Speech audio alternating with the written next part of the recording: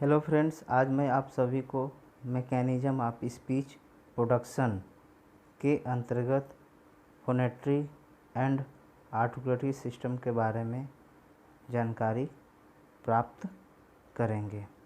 फोनेट्री system क्या है?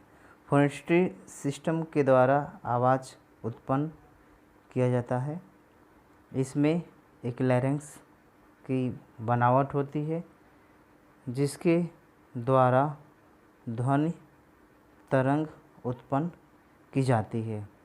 जब हम श्वसन को अंदर लेने और बाहर छोड़ने के बाद एक एयर स्ट्रीम का निर्माण होता है। वह एयर स्ट्रीम हमारे वोकल कॉर्ड की कंपन के उपरांत आवाज़ को उत्पन्न करने में सहायक होता है। हम फोनेटिक सिस्टम को हिंदी में स्पंदन तंत्र भी कहते हैं। इस फोनेट्री सिस्टम का जो मुख्य अंग है वह स्वर तंतु होता है। स्वर तंतु को हम इंग्लिश में वोकल कॉर्ड भी कहते हैं। इसके अंतर्गत विभिन्न उपास्थि तथा मांसपेशियां होती हैं।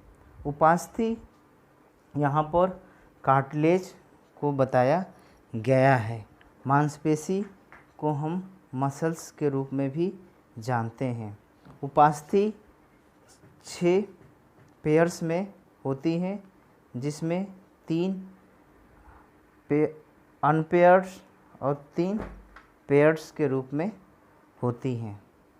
स्वर तंतु सबसे महत्वपूर्ण होता है जो ध्वनि को उत्पन्न करने में सहायता प्रदान करता है, जिसके कारण ध्वनि उत्पन्न होती है। फेफड़े से आई हुई हवा के तेज दबाव के कारण स्वर तंतु के बीच संघर्ष होता है, जिससे हवा में परिवर्तन के कारण ध्वनि के रूप में उत्पत्ति होती है। जैसा कि मैं आपको बताया था कि जब हम श्वसन प्रक्रिया जब हम करते हैं उसके अंतर्गत हम श्वास को अंदर लेते हैं, जिसमें एयर हमारे नेजल कैविटी के माध्यम से होते हुए फेफड़े में जाती है। फेफड़े में जाने के बाद जब हम श्वास को बाहर छोड़ते हैं तो उसे हम एक्सहेलेशन कहते हैं। एक्सहेलेशन में एक एयर स्ट्रीम बनता है, जिसको हवा का एक रूप होता है। वह हवा का रूप हमारे स्वर तंतु को जो है खोलने या हम कह सकते हैं कि फ्रिक्शन करने में जो है सहायता करता है, जिसके फलस्वरूप उसमें वाइब्रेशन होता है और ध्वनि की उत्पत्ति होती है। आर्टिकुलेटरी सिस्टम के द्वारा हम उच्चारण करते हैं। इसमें उच्चारण तंत्र होता है जिसे हम आर्टिकुलेटरी सिस्टम कहते हैं।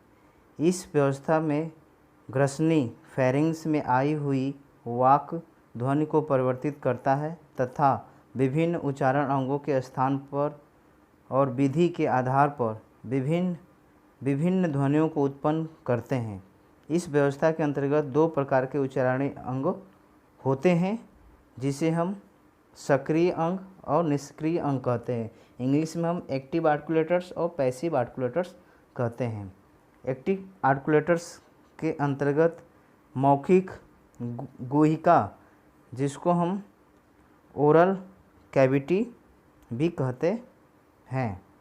ओरल कैविटी के अंतर्गत सक्रिय रूप से कार्य करता है, जो ध्वनि की उत्पत्ति में सक्रियता प्रदान करता है, जैसे जीभ, नीचे का ओठ, नीचे का जबड़ा, नरम तालु।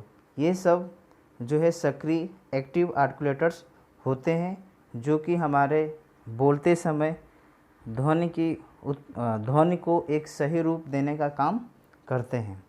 दूसरा है निष्क्रिय उच्चारण अंग। यह मौखिक गुहिका कैविटी के अंतर्गत स्थित रहता है, लेकिन आर्टिकुलेशन के दौरान सक्रिय उच्चारण अंग के संपर्क में साझेदारी प्रदान कर ध्वनि की उत्पत्ति करने में मदद करता है।